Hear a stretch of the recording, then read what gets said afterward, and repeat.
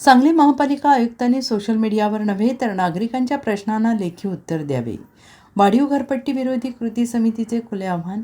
सांगली, मिरज आणि कुपवाड महानगरपालिकेच्या भांडवली मूल्यावर आधारित वाढीव घरपट्टीच्या संदर्भात आयुक्त महोदया सोशल मीडियावर विविध भूमिका मांडत आहेत. मात्र गेल्या 2 महिन्यांपासून वाढीव घरपट्टी विरोधी कृती समितीने केलेल्या पत्रव्यवहाराला, निवेदनांना आणि नागरिकांना त्यांनी दाखल केलेल्या लेखी हरकतींना अद्याप कोणतेही लेखी उत्तर देण्यात आलेले नाही आणि ही अत्यंत गंभीर बाब आहे.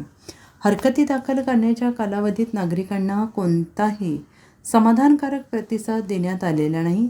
आता हरकतीची मुदत संपल्यानंतर दुरुस्ती करू समिती नेमलेली आहे, अशी प्रकारची विधानं केली जात आहेत.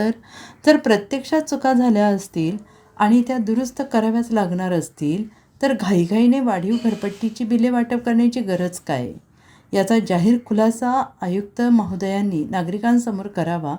महानगरपालिकेच्या प्रशासनाला जर आपल्या प्रतिमेची आणि बदनामीची एवढीच काळजी असेल तर नागरिकांवर अन्यायकारक बिले लादण्याची घाई का करण्यात आली, याचे उत्तर त्यांनी द्यावे. वाढीव घरपट्टी विरोधी कृती समिती आयुक्त महोदयांना जाहीर आणि खुले आव्हान देते आहे.